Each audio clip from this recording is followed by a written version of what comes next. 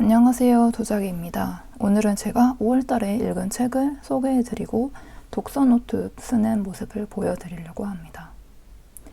제가 5월달에 읽은 책은 바로 닥터 지바고입니다. 닥터 지바고는 지난 영상에서도 산 거를 내가 소개해드린 적이 있죠. 그런데 이거를 다 읽고 이제 오늘은 독서노트를 써보려고 해요. 제가 읽은 거는 문학동네에서 나온 2권짜리 닥터 지바고예요. 여기 있는 인물은 유리 지바고랑 라라이고요. 1965년에 개봉한 데이비드 린 감독의 그 영화 속에 나왔던 인물의 초상이 담겨 있습니다. 사실 제가 이 책을 읽게 된 데는 2가지 이유가 있는데요. 먼저 첫 번째는 그 데이비드 린 감독의 영화를 제가 많이 감명 깊게 봐서 언젠가는 소설을 읽어야 다라고 생각을 하고 있었고요. 두 번째는 이거는 이번 1분기에 읽었던 특별백으로 펀딩한 로자와 지바고의 길 위에서라는 책이에요. 그래서 이 책에 닥터 지바고에 대한 이야기가 있고 그 다음에 소설의 문장들이 인용되어 있고 또 실제로 저자가 작가인 보리스 파스테르나크의 다차에 방문하는 이야기도 들어있어요. 그래서 그거를 읽고 좀 많이 흥미가 생겨서 읽어보게 되었습니다. 닥터 지바고는 우선 의사이기도 하고 또 시인이기도 해요. 그래서 의사이기 때문에 뭔가 당시 역사적 사건에 휘말려가던 일들이 또 있고 또 시인이기 때문에 그런 역사적 사건들 속에서 자신만의 어떤 가치를 계속 갖고 있는 그런 모습도 있어요. 또 원래 이 작품이 1957년에 원래 러시아에서는 먼저 출간되지 못하고 대신에 이탈리아에서 먼저 출간이 되었어요. 그리고 1958년에 보리스 파스테르나크가 노벨 평화상의 수상자로 지정이 되는데 이것 때문에 또 러시아에서 당시에는 소련이었죠. 많은 비판을 받아서 파스테르나크가 그 소련 작가 동맹이라고 있어요. 엄청 중요한 단체가. 그 단체에서도 제명이 되고 또 엄청난 막 비판을 받으니까 보리스 파스테르나크 본인이 노벨상을 받지 않겠다라고 거절을 했던 그런 일이 있었습니다. 결국에 파스테르나크는 2년 뒤인 1960년에 폐암인가로 사망을 해요. 그런 우여곡절이 있는 책인데요. 그래서 이 책의 내용도 여러 가지 20세기 초반의 우여곡절을 담고 있어요. 그래서 1905년의 러시아 혁명이든지 아니면 제1차 세계대전, 유리 지바고가 거기에 참전을 하게 되고요. 군의관으로. 그 다음에 이어지는 1917년의 러시아 혁명, 그 다음에 러시아 내전도 담고 있고 그리고 유리 지바고는 1920년대 후반에 사망하지만 그 이후에 거의 에필로그 형식으로 제2차 세계대전이 짤막하게 담겨지고 있어요. 그래서 이 책은 그런 거대한 역사적인 사건 속에서 살아가는 개인의 삶을 다룬 책이라고 할 수가 있습니다. 그래서 거대한 역사적인 사건, 뭐 이런 혁명이라는 거는 물론 사람이 만든 것이긴 하지만 그 개개인 한 명 한 명의 힘으로 어떻게 내가 원하는 방향으로 좌지우지하기가 굉장히 힘들잖아요.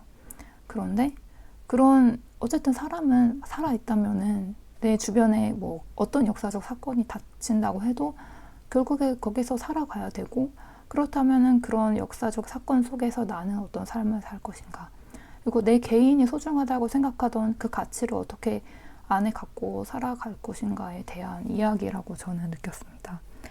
그래서 이 유리 지바고는 의사이자 시인이기 때문에 또 이 책의 마지막에 보면은 마지막 장에 유리 지바고의 시들이 소개가 되어 있어요. 그 중에서 저는 제일 첫 번째 실린 햄릿이라는 시가 많이 인상이 깊었어요. 왜냐하면은 저는 사실 시보다는 산문을 선호하고 산문 중에서 소설을 정말 좋아하는데 유리 지바고의 햄릿이라는 시를 읽으면서 마치 이 시를 낭독하는 목소리가 제 귓가에 들리는 듯한 느낌을 받았어요. 그리고 유튜브에 보면은 보리스 파스테르나크의 실제 목소리가 영상으로 있거든요. 그 영상을 들어서 목소리를 어느 정도 알고 있기 때문에 이 햄릿이라는 시가 마치 보리스 파스테르나크의 목소리로 낭독이 되는 것 같은 그런 느낌을 또 받았습니다. 번역이 워낙 잘 돼 있어서 받아들이기도 쉽긴 했지만 러시아 원어로 좀 찾고 싶어서 원어로 찾아봤는데 이거를 러시아 원어로 잘 이해를 할 만한 러시아어 실력이 아직 되지 않아서 더 러시아어를 열심히 공부해야 되겠다는 생각이 들었습니다. 햄릿이라는 시에서 우선 저는 시의 모든 문장이 다 좋았지만 그 중에서도 좋았던 문장을 하나 꼽자면은 바로 마지막에 나오는 문장인데요.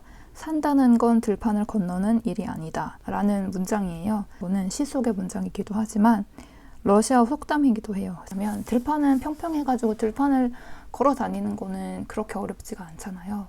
그런데 산다는 건 들판을 건너는 일이 아니다 라는 말은 인생이 순탄하지 않다, 그런 뜻이죠. 여기에 좀 많이 공감을 했습니다. 그래서 영화는 이 소설의 전체적인 골격을 그대로 따라가 있고요. 중요한 세부적인 것에서 약간 변형이 된 게 있긴 하지만 그래도 중요한 것들은, 중요한 골격은 다 갖고 있다고 생각을 해요. 또 소설에서 인상 깊었던 거는 역시 인물이죠. 영화는 어쨌든 여러 가지 시간적인 제한이나 제작에서 제한 때문에 모든 인물들의 이야기를 다 담을 수 없지만 소설에는 다 들어있잖아요. 그래서 이 소설의 첫 부분을 읽을 때도 느꼈었지만 그 뒤에 쭉 읽을 때에도 유리 주아고와 라라라는 중요한 등장인물뿐만 아니라 그들의 주변에 있던, 어떻게 영화로 말하면 조연 같은 인물들에게도 얼마나 그런 세심한 배치가 이루어졌는지에 대한 생각이 들었습니다. 예를 들어서 마치 영화 속의 조연처럼 소설 속에서도 아주 작은 역할처럼 지나가는 것 같던 사람들도 한 번 나오고 바로 사라지는 것이 아니라 한 번 나왔다가 나중에 또 어딘가에서 다시 나오고 그런 식으로 해서 마치 톱니바퀴가 막 딱딱딱 물려가는 것처럼 그 소설 속의 빈자리를 이런 조연 같은 사람들이 채워나가는 걸 보면서 진짜 마치 그런 어떠한 삶에 대해서 수많은 우연성들이 있지만 그런 우연성들 때문에 사람들이 만나고 사랑하고 또 미워하고 결국에 다시 살아갈 수밖에 없는 그런 삶이라는 걸 좀 많이 느꼈습니다. 그래서 꼭 추천드립니다. 한번 꼭 읽어보시기를 바랍니다. 그래서 소설에 대한 이야기는 여기까지 하고요. 그 다음에 이제 독서 노트를 써보도록 하겠습니다.